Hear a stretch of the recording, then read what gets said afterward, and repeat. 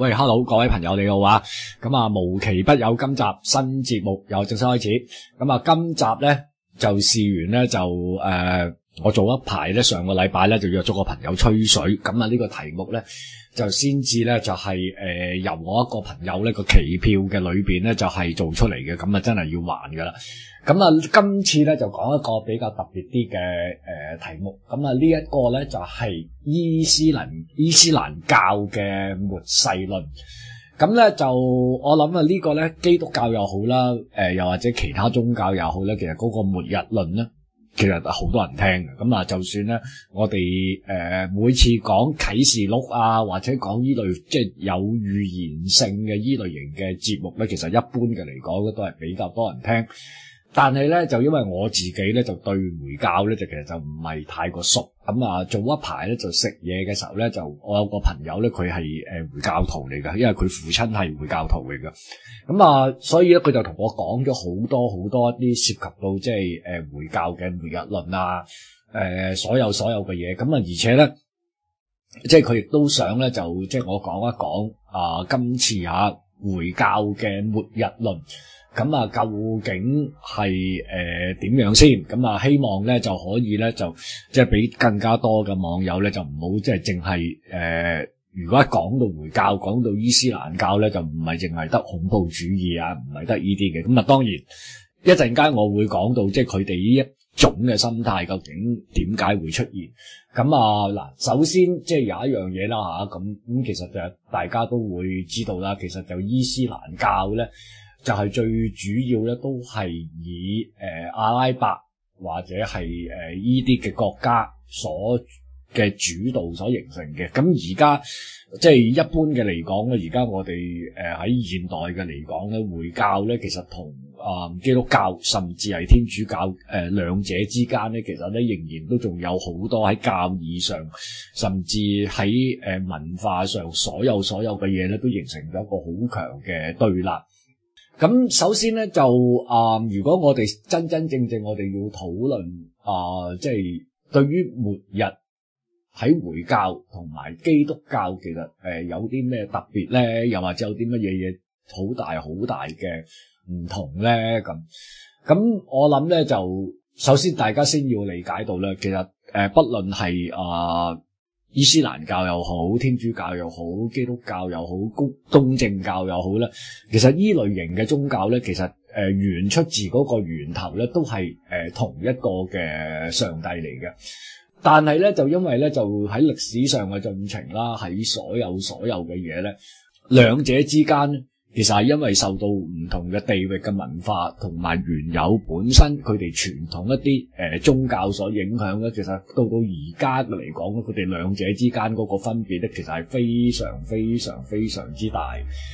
即係首先啦，咁我亦都要多謝我呢個朋友啦。其實佢俾咗幾篇嘅文章我咧，就即係作為一個參考，我覺得其實幾正嘅。咁所以咧就今次咧就膽粗粗咧，我先至好冒昧咧，即係想講今次即係呢一個嘅喺伊斯蘭嘅末世論嘅裏邊，究竟係點樣？咁我哋首先咧，我哋先要理解到先啦吓。咁其實咧而家咧喺伊斯蘭教嘅裏邊咧，喺一個經典嘅權威嘅裏邊咧，其實必定我哋要講古蘭經。咁但係咧，古蘭經咧亦都唔係淨係得唯一一個喺伊斯蘭教嘅裏邊一個宗教嘅依據同埋呢一個嘅理解同埋解釋嘅唯一嘅來源嚟嘅。而當然咧，就其實咧就係對於所有嘅穆斯林嘅教徒嘅嚟講咧，其實同樣嘅重要性咧，係仍然仲有一本。咁呢本咧，亦都我諗有其他朋友都知道啦。咁佢咧就叫做聖訓錄。咁其實咧呢本經書咧，就其實咧就最主要咧就係記錄穆罕默德嘅一言一行所有嘅嘢嘅。咁而穆斯林咧，亦都以穆罕默德為最完美嘅榜樣同埋使者，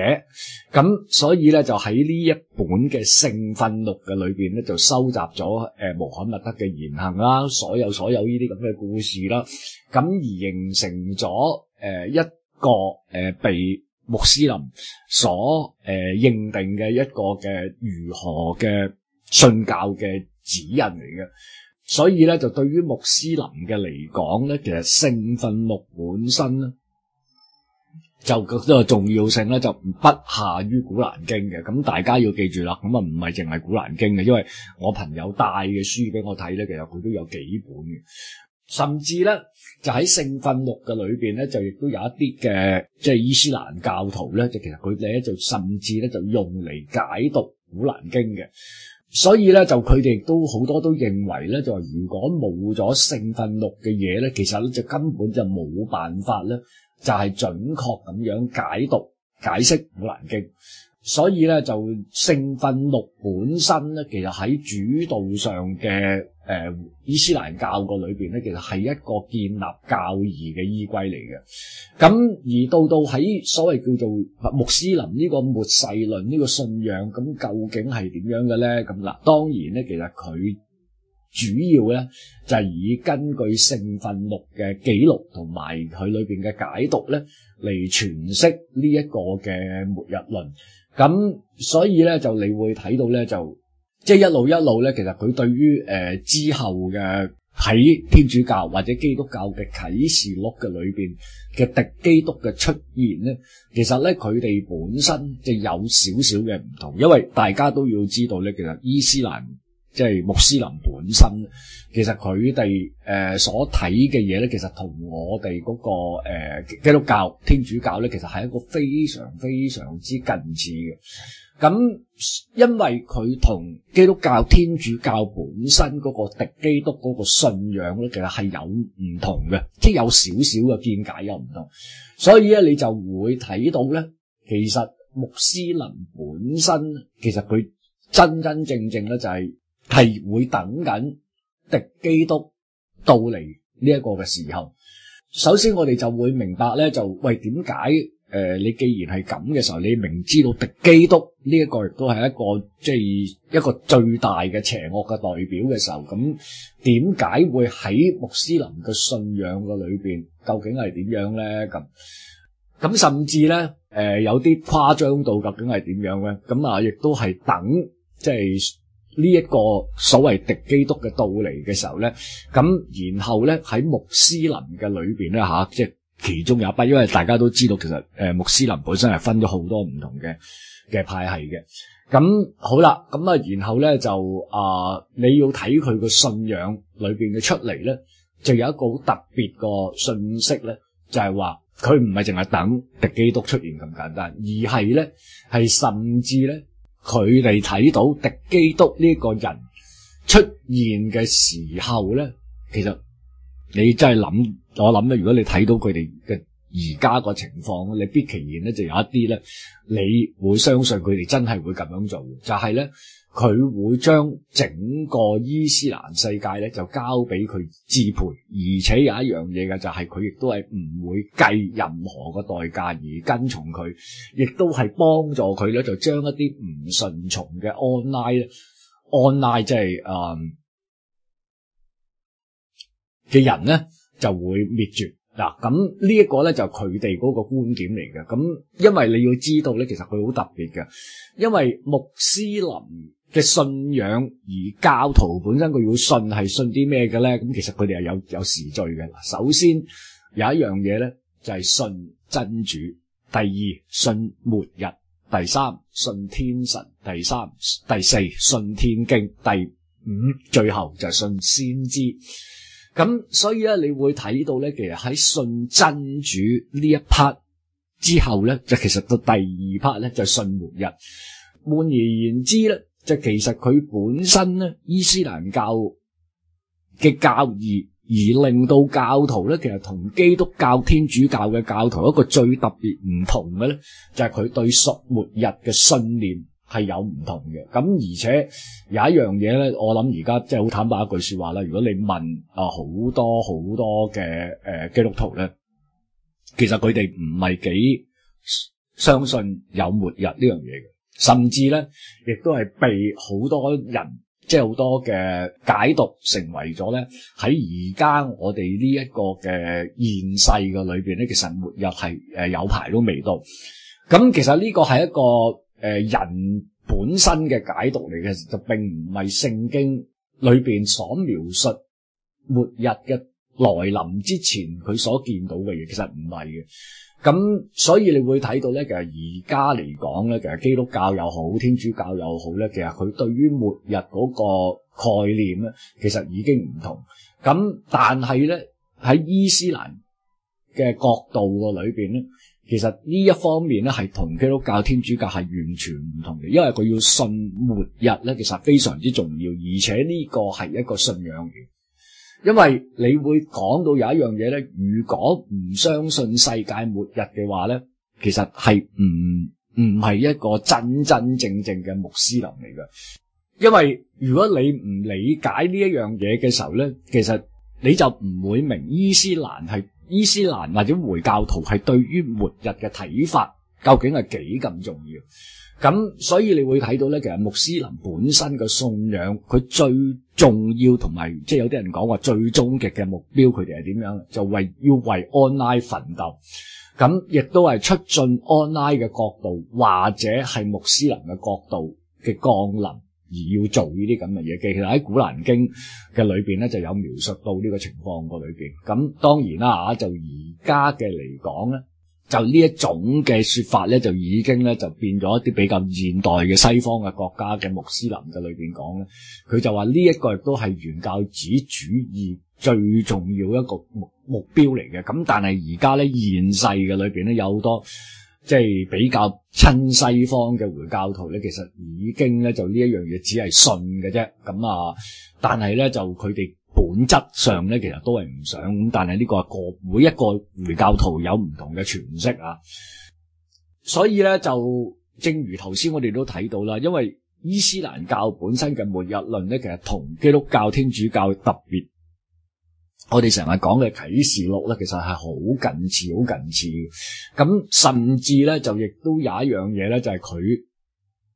所描述嗰個世界咧，同埋佢末日前嘅先兆咧，其實都好近似嘅。咁好似例如天災啊、地震啊、一啲重大嘅氣象嘅變化、瘟疫啊、地震啊、饑荒啊，所有呢啲咁嘅嘢。咁當然咧，就另外仲有人佢自己本身嘅道德嘅沉淪啊、犯法嘅事、不法嘅事越嚟越多啊！咁呢個亦都係即係以喺穆斯林嘅裏邊末日前嘅前奏嚟嘅。咁當然啦嚇，咁另外咧就仲有一樣嘢咧，就另外仲有喺即係幾個嘅人物出現嘅時候咧，咁就呢個末日咧，就對於喺回教徒嘅嚟講咧，就正式來臨。咁主要咧就有一樣嘢咧就大概上咧，其實佢喺呢一個嘅末日嘅裏邊咧，究竟有啲咩嘢會出現咧？咁嗱，我哋講人先，有3個人。第一個咧就亦都係一個最重要嘅sign嚟嘅，即係一個大嘅跡象嚟嘅。因為穆罕默德就話俾穆斯林聽咧，喺末日安拉要會出現一個喺當時係嚟到人間嘅代理人，咁佢哋亦都稱呢一個人咧就叫做哈里發。咁另外咧就仲有一個咧叫做馬哈迪，咁即係馬克迪。咁第3個咧就係叫做以撒麥西哈，咁即係我哋簡稱咧就以撒。咁呢個人咧就亦都係一個最重要嘅先知嚟嘅，就喺回教嘅可蘭經嗰裏邊。咁而對應翻西方嘅咧就係呢一個人咧就係代表咗耶穌。咁其實咧就亦都講咧，就呢一個嘅以撒麥西哈咧，我哋簡稱以撒咧，就係呢一個即係第3個人物咧，就如果佢再臨地球嘅時候咧，就會完成即係第2次嘅使命。咁好啦，而最後一個人物咧就係亦都係穆罕默德稱之為喺末日前一個最大嘅騙子，而呢個就係叫做達加爾。咁頭先我所講啦哈里發其實同埋馬克迪呢兩個人物咧，其實呢兩個代理人咧，其實有啲解讀咧就係同一個人嚟嘅。咁但係咧就有另一種咧就有唔同嘅解讀啦，視乎有唔同嘅回教嘅派系嘅裏邊。咁但係大概上都係咁上下，都係以敵基督假先知呢一類型嘅解讀咧，其實你搬翻落去回教嘅裏邊咧，喺呢 part 嘅裏邊咧都係共通嘅。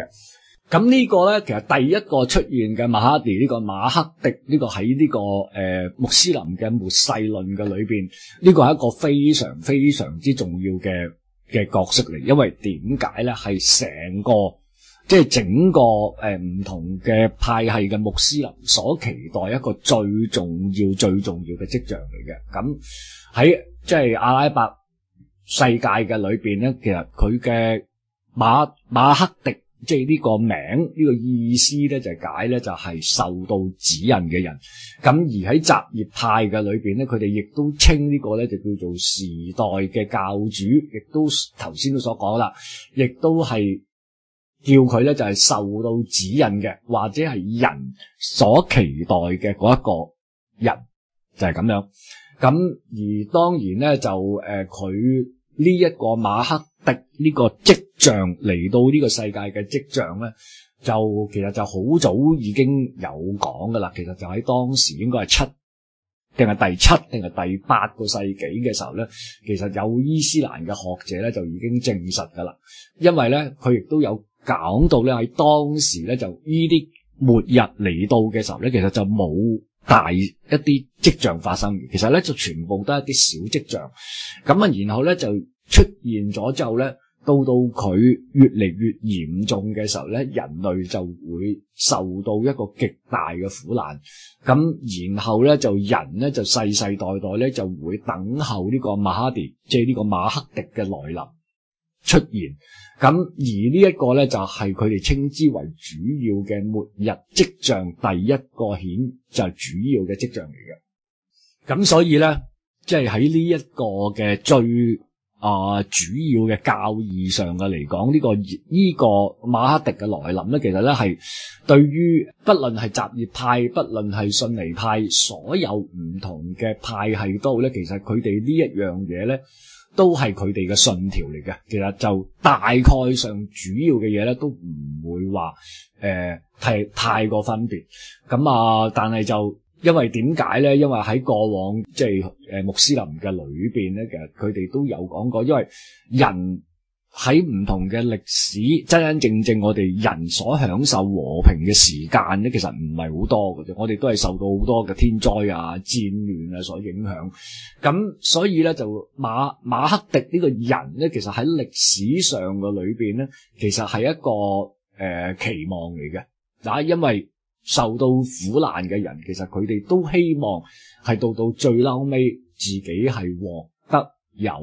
拯救呢樣嘢。咁好啦，咁因為點解咧？因為即係首先咧，馬克迪佢本身嘅真理嘅裏邊咧，其實係原有本身係冇分任何個種族，甚至信仰，甚至各界之分嘅喺最初期。咁而最主要有一樣嘢嘅就係，喂，我哋頭先講到咁樣嘅時候，即係如果喺呢個情況嘅裏邊，咁究竟係點咧？咁如果唔係回教徒，係佢哋所稱之為嘅異教徒，咁究竟係點樣咧？咁因為咧就好簡單嘅啫，其實穆斯林咧就得兩種人嘅，即係喺回教嘅裏邊。咁呢種咁二分化嘅咧係由來已久啦，直至到依家咧其實都冇冇乜點樣大變。咁一種咧穆斯林嘅教徒，咁另一種咧就係唔信穆斯林嘅異教徒。咁其實好簡單 very 簡單。喺呢一種咁嘅情況嘅裏邊嘅推論嘅時候咧，我哋咧就自然有一個好大嘅，就話世界如果係只係得有兩種人嘅時候咧，既然回教嘅神安拉亦都係將咗呢個世界交俾穆斯林嘅時候咧，其實如果一啲唔信回教嘅異教徒係想阻止或者反對穆斯林嘅時候咧，回教徒係可以詛咒佢哋。咁而且有呢個世界嘅裏邊，亦都對於佢哋嘅嚟講，其實係分咗兩種土地嘅啫。咁一種咧就係受到回教嘅律法所掌管嘅，佢哋稱之為叫做平安之地。咁而被異教徒管理嘅咧，就亦都稱之為叫做爭戰之地。咁所以咧，就穆斯林本身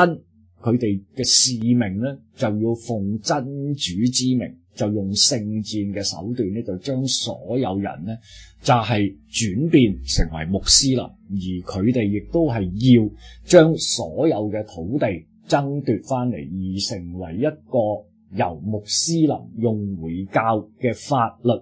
嚟治理嘅國家。咁而到最嬲尾咧，其實就非常非常之簡單嘅啫，就係要令到全世界嘅人都接受同埋承認安拉係唯一嘅真神，即係阿拉啊！即係首先我哋要知道，咁而伊斯蘭亦都係作為咗人類一個所謂叫做嘅唯一嘅信仰。咁好啦，咁啊因為呢一樣嘢嘅時候咧，就因為呢個信仰係佢哋本身即係人生嘅裏邊即係最發奮嘅目標嚟噶嘛，呢一樣嘢啊。咁所以咧就對於末世來臨嘅時候咧，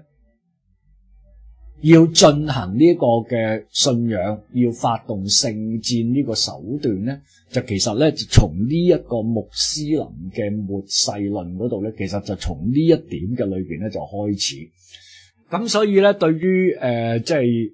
伊斯蘭教嘅裏邊咧，馬克迪呢個人咧就成為咗佢哋喺末日嘅彌賽亞嘅救世主。咁所以咧就呢一個咧就同猶太教又好，又或者基督教嘅根源咧，其實係有所對應嘅。但係我哋就要記住呢一樣嘢咧。頭先我哋都所馬克迪嘅出現，咁然後其實到最嬲尾咧。我哋亦都到最嬲尾咧，同我哋基督教我哋所睇到彌賽亞再一次翻嚟，即係耶穌呢個咧係兩個身份嚟，大家一定要知清楚吓。以撒等同耶穌，但係對於佢本身嘅能力同埋佢喺天上邊嘅階級咧，其實係有唔同嘅。喺回教伊斯蘭教個裏邊咧，耶穌等同以撒咁。而佢只係真主嘅信者、使者或者係先知嚟嘅啫。咁所以咧喺呢一點嘅裏邊咧，其實係有一個好大唔同嘅分別。咁所以咧就大家認知，即係喺呢一點嘅裏邊咧，其實係有一個好明顯嘅唔同。咁大家即係先要明白，咁啊自然咧就唔會有一個好大嘅混淆。咁其實係兩個人嚟嘅，只不過。即係大家宗教上嘅唔同嘅裏邊咧嘅解讀咧就有唔同，所以咧默西亞即係佢哋都喺中文嘅解釋嘅裏邊咧，其實佢就叫做默西哈信仰呢一樣嘢咧，就一路咧就解釋咗喺呢個末世出現嘅人物馬克迪呢個最重要嘅概念。咁換言之就話呢一個嘅。伊斯蘭嘅大一統嘅領袖馬克迪咧，其實亦都係會出現嘅。咁亦都係真主嘅指引之下咧，就為咗要恢復萬物，所有嘅嘢就會掀起一場非常非常之呢個世界嘅裏邊一個大嘅變革。咁究竟係啲乜嘢變革咧？其實好簡單嘅啫，就係讓俾信仰咧。就係能夠就係全面復原嘅象徵。咁啊佢講咧就係使到就係呢個世界呢個社會。咁因為咧，如果我哋一聽到呢句說話咧，其實我自己個人覺得咧，其實當時我問我個回教嘅朋友，佢就話如果你呢個信仰係要恢復呢個世界所有嘅萬物嘅秩序，所有呢啲咁嘅嘢嘅時候，令到佢哋所講嘅社會嘅秩序更加公正嘅時候咧。